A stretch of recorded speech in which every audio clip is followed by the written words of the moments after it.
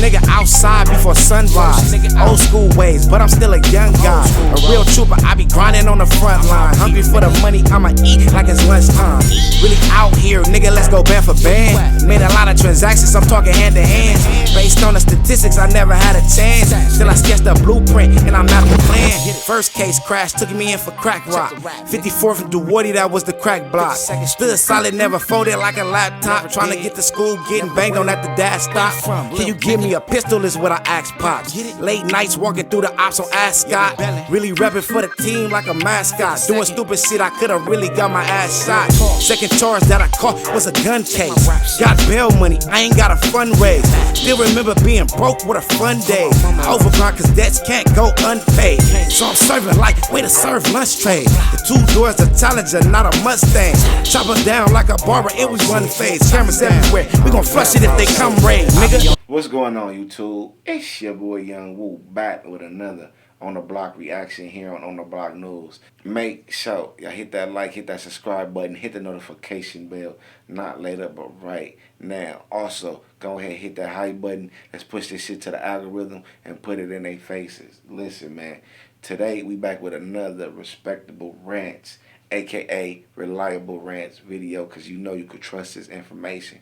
You know what I'm saying? Go by case numbers, and if he was to get something right, I'm sure he'll have no problem clearing it up. But so far, I ain't had any issues, you know, and I love his content. This shit right here, I watch his content, shit, even if I wasn't reacting to it, you know. Because I guess because the type of content I watch, he had popped up in my algorithm. I don't remember when I exactly started following him, but I know I watch all his shit. And if I ain't watched it, I will be reacting to it, so y'all gonna catch it in full effect. But the title of this one, BK Barbie from Rollin 30s charged with murder at 16 and why the Rollin 30s put a hit on her. You know, this was an interesting story, you know, the title. You know, she from 30, she got a murder charge at 16. But why the homies put a hit on her? You feel me? Did she tell? Was she talking too much? Was she fucking with the ops? Because that's what females do. Listen, a female, they don't give a fuck about that. Like, you feel what I'm saying? They don't care about loyalty to the gang as much as niggas do. You feel me? So you will find a female fucking with your direct enemy. In a lot of cases. To me, that's dangerous. You know, I don't deal with females that deal with my direct enemies. That's just me personally. You know, that's how you get into situations. But listen, man, we finna get this shit going. Let's get it. Today's video is going to be about BK Barbie from the Rollin 30s. We're going to break down how she's accused of killing somebody 1 hour after a Rollin 30 member was shot, how she was only 16 at the time of the murder, and we're also going to break down how the Rollin 30s planned on killing her after it. But let's get into it. On February 7th of 2010, the Rollin 30s would be throwing a party. And around 3 in the morning, a BPS member would come to the party and sneak in, and he would shoot a Rollin 30s member. And the person that was shot would be Lil Shady Boy. And right after that happened, Barbie and 3 others would jump in an SUV and drive to BPS territory. And one of the people in the vehicle would have a GPS monitor on the ankle. They would get there around 4:30 in the morning, and they would see 2 people walking. And even though they were not from BPS, they would still stop and ask them where they were from, because one of the dudes would have on red clothes, red chucks, and he would be wearing a St. Louis Cardinals hat. And even though the Black P Stones originated in Chicago, in Los Angeles, they're Bloods. And I'm gonna say this, man. First of all, it is girls out here that be jumping in these cars. But what's up with these goofy niggas jumping, trying to slide, nigga, with an ankle monitor on? Nigga, you trying to get us convicted. I'm going to start thinking niggas the law. Nigga, what is you doing? You trying to commit crime around me, nigga? Why you got an ankle monitor on, nigga? Who you working for, nigga? Is they also listening to? Because I heard that the ankle, when the nigga, you know them little ankle monitors, heard they can not only get a GPS up, but they can record you and like live audio monitoring shit, you know what I'm saying? But then the BPS niggas snuck in a party. That's why nowadays niggas ain't posting they low on Instagram or none of that shit. You gotta personally know somebody that's going to the party, and the person that you know gotta know that it's safe to give you that location, cause shit like this, your op could pop up at the party.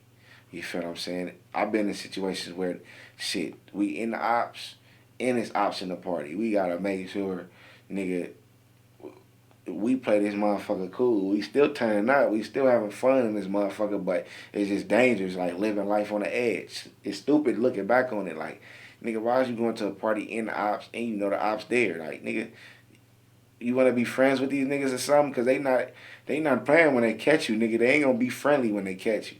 You know what I'm saying? But, man, this shit crazy, bro. But as far as that, walking in a BPS, red chucks, St. Louis hat, nigga, you banging, fool. I don't give a fuck, nigga. If I'm looking for something, I see a nigga with red chucks, nigga, in the hood that I'm looking for, nigga, for red chucks, nigga, and you got the Jungles hat on. I don't got no beef with the Jungles, by the way. But if I did, I'm just saying my ops, period. You got on they hat, you got on they colors, nigga. Where you from, fool? Like, we ain't even believing you don't bang. Like, nigga, you just slipping. Of course a nigga gonna say you don't bang when he caught up like this and he finna die, nigga. I'm my mama. Of course a nigga better say you don't bang if you in a situation and you know, nigga, the wrong answer, you gonna die right here, nigga.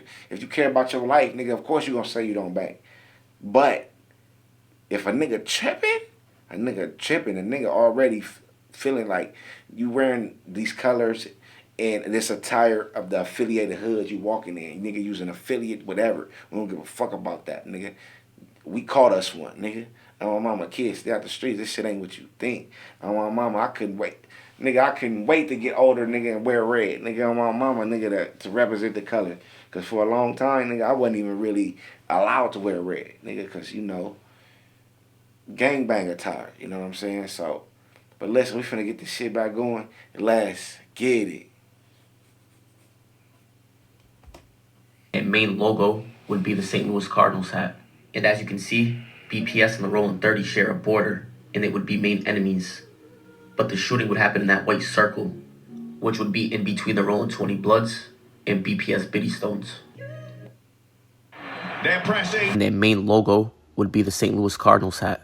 And as you can see, BPS and the Rollin 30 share a border, and they would be main enemies. But the shooting would happen in that white circle, which would be in between the Rollin 20 Bloods and BPS Biddy Stones. Barbie in the 30s would then drive away and turn into an alley to where they would disappear. The two men who went by Jackson and Owens would continue to walk down the street, and that's when they would see two men and a woman pop out of nowhere. They would then ask the one in red, "Where you from?" Jackson, who was the one in red, would then show him his tattoos and say he don't bang. Barbie and the two others would then whisper and talk amongst themselves. Jackson, who was the one wearing red, would then turn around and try to walk away from them. That's when they would pull out a gun and shoot him in the back of the head. And when the man that he was with tried to run away, they would all shoot at him, and he would be shot in the forehead, but he would survive. And Barbie and This is some advice for you. I think this is the perfect example for me to make. They said certain animals, like let's just say you're approached by a certain animal, you never turn your back to that animal because then you become prey and the animal attacks.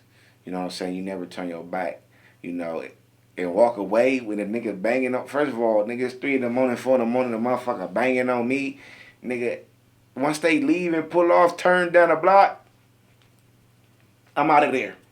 I'm out of there. We running. We breaking. We taking a different route. Nigga, we getting up off this street. My mom, we getting up off this street. If we on Crenshaw, nigga, we gonna take whatever the back blocks the Jungles got or the Biddies got.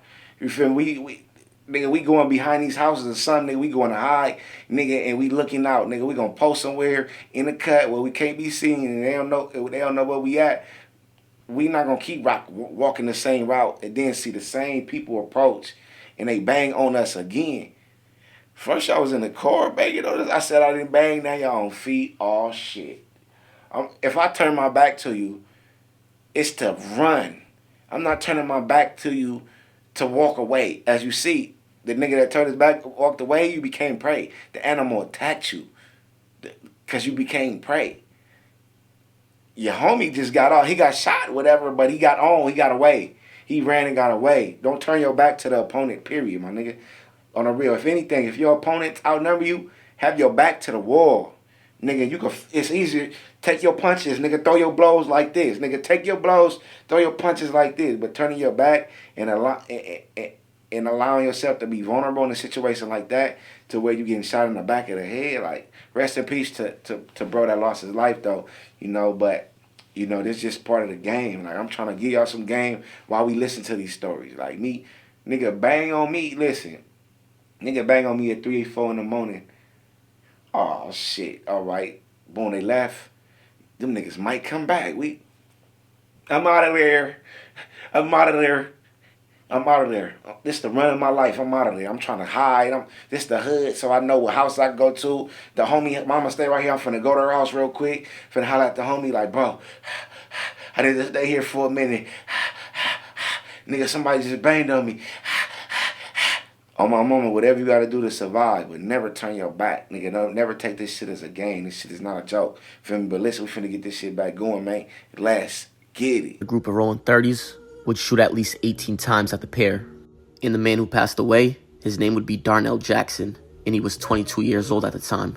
This case would go cold for a little bit, but eventually somebody named Gene Palacios was arrested on an unrelated case, and he was also a member of the Rollin 30s. And for him to get some leniency on the unrelated case, he would tell officers about the murder. He would tell officers that Allen arrived at his house at 11 o'clock in the morning that day. He would tell them that Allen arrived in a Chevy Traverse, and he told them that some blood snuck into a party and shot Lil Shady Boy. He would then tell them that him, Barbie, and 2 others went to the BPS hood to retaliate. He would then tell them that he seen the 2 men crossing the 10 freeway over the bridge and then followed them. He would then say that the street was a dead end, so they went to the back street and parked. And after Palacios gave that statement, they would arrest Allen for murder. He would be the first one that got arrested. And don't forget that he had an ankle monitor on that night. The police would then confront him about the GPS tracking information, and they would be able to place him at the party and near the shooting. But this is where things get tricky and messy, and it just shows the type of games that cops play sometimes. Because as we know, Gene Palacios, who was from Rollin 30s, would be arrested on an unrelated case, and he was giving up statements. But when the cops were interrogating Allen, they would tell him that somebody was talking to them about the shooting. But for some reason, they would show him a picture of Barbie. They wouldn't say Barbie was telling. They would just say that somebody was giving statements, and then just put a picture of Barbie on the table. But even though the police didn't say it was Barbie, and Allen had no proof, he would be overthinking, and he would assume that it was Barbie that was telling. And at this time, Allen was one of the shot callers in the Rollin 30s. And unfortunately, the Rollin 30s would turn their back on Barbie. A few hours later, Allen would call a woman on the streets. The niggas went on a mission to retaliate for their homie. They slid for their homie. The girl went with him, Barbie. You know, she never made no statement, but one of the niggas did. Y'all be thinking these niggas gangsters, but the bitches, they be way more gangster than these niggas. You feel what I'm saying? That's why, hey, they say bros over hoes. I don't go by that code, nigga. On my mama, I don't go by that code, nigga. Because with me, nigga, loyalty come first, nigga. Because to be my bro, you got to be considered my family. If you ain't loyal to me, nigga, we ain't family. You know what I'm saying? So, nah, no nigga come before my baby. Nigga, I'm a different type of nigga. You feel what I'm saying? But, y'all say bros before hoes, and y'all think that the niggas gonna keep it gangster, but Barbie the one who didn't say nothing. But the games the police play, they made it seem like the woman told, because that's what a nigga think. You assume that the woman is telling, and if she gonna tell, she's gonna tell everything. Because you could scare a woman with your 16-year-old girl, you can scare her. So it sounds right. It sounds like something that could happen, but that's the games they play. You know what I'm saying? And even though she didn't tell, the homies turned their back on her. They would have did that anyway. After a certain amount of years, they're going to forget about you anyway. It's only a certain few from the gang that they constantly yell out free. You feel me? And if social media wasn't around, they wouldn't be yelling out free this person anyway. It's just the fact that these certain people now, they got social media. So, you know, motherfuckers want them to know. They want them to know that they still saying free them, you know? It's just fucked up, man. You get that interrogation, don't answer no questions. Ask for a lawyer, don't say nothing. I don't give a fuck, you 14, 15, 16. I don't care if they say you facing whatever. Shut the fuck up. Let them do their job. Let them do their job, my nigga, period. I don't give a fuck. If you sign up for this shit and you get caught for anything, let the police do their job. Don't assist them or nothing, because it ain't going to help you with nothing. You ain't going to get no money from it. It ain't going to help you with your case. And then your name going to be bad. You know what I'm saying? But listen, we finna get this shit back going. Let's get on a recorded jail call, and he would say they know everything.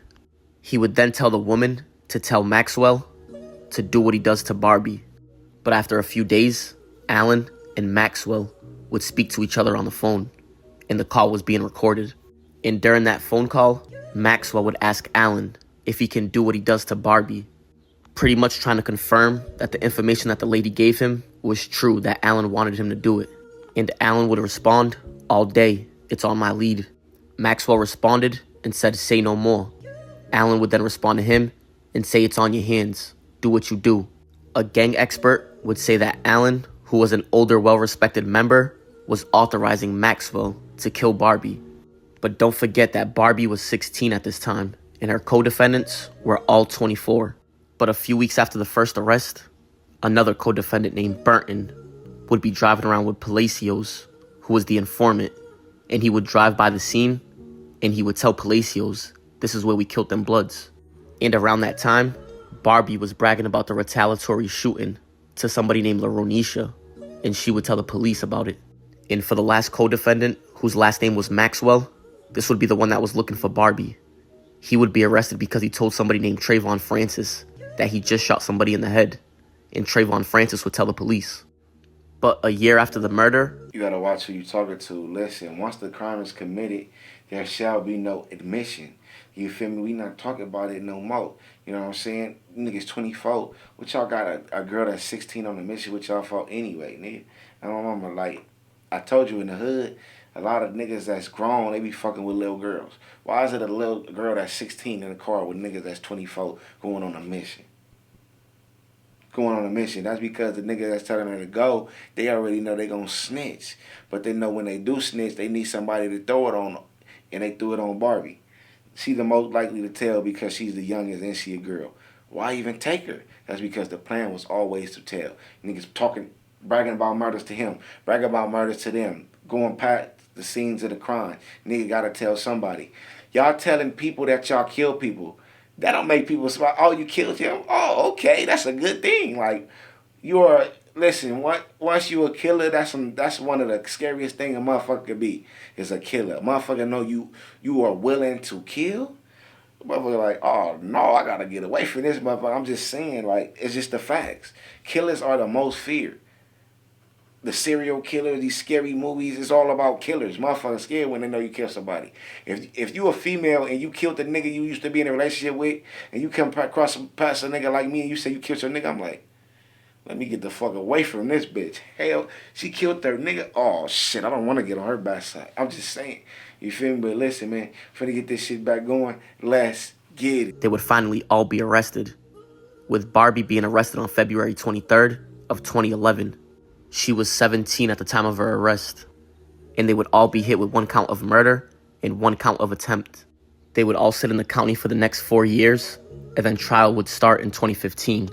But during the opening statement, prosecution would play the second recording that they had of Alan telling Maxwell to take care of Barbie. They would play the recording in front of everybody in the courtroom, and that would be the first time that Barbie heard 2 dudes that she looked up to plan on killing her. But the evidence they had against them was strong. Let's not forget that Alan, who was the mastermind, would have an ankle monitor on at the time, and they would be tracking his every movement. They would also have statements from Gene Palacios, who was a member of the Rollin 30s, and he would tell officers that Alan arrived in his house in a Chevy Traverse, which would be the vehicle that they was looking for.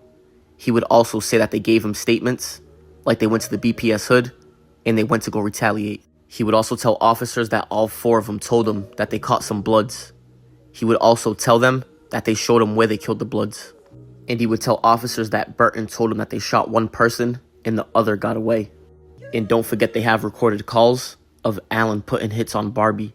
And even though Laronisha gave a statement to police saying that Barbie was bragging about the shooting, during trial, she would take it back or recant it and say what she told the police was not true. One of the things that I've really enjoyed with cursor agents that have their own computers is it's a developer in a box. It really has all the...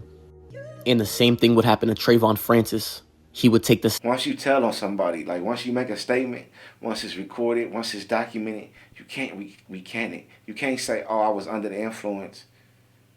Your uninfluenced mind and tell you that you signed up for a life, because even when you're faded, you banging bloods, you banging crip, you banging the gang. You know what come with being in the gang, right? Whether you're under influence or anything, right? So you making a statement or being recorded, documented as a snitch, and then you go in the courtroom and testify that what you said was not true, it's still a snitch. You can't take back being a snitch. You can't take back the fact that you lied on somebody in the courtroom.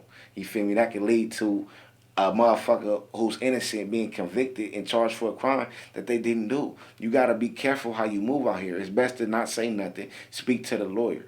You know what I'm saying? To tell the police on one of your friends is crazy enough.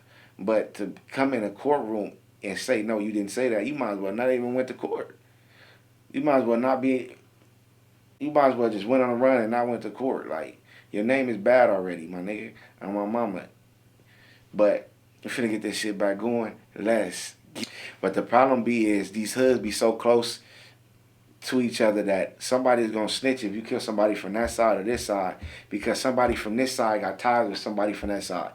People from that side love people from this side. It's a borderline. It's people who live in these hoods who be neutral, that can converse with everybody, and they be feeling some type of way when you take their friend that stayed up in the Crips or stayed up in the Bloods. They gonna tell on your motherfucking ass.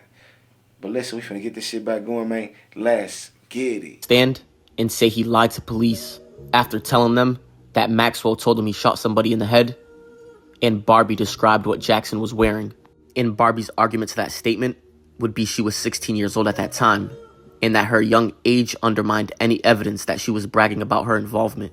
But on May 8th of 2015, Barbie would take a plea deal, but they would reduce the murder to a voluntary manslaughter, and she would get 16 years, 6 years for the manslaughter, and 10 years for the gun enhancement.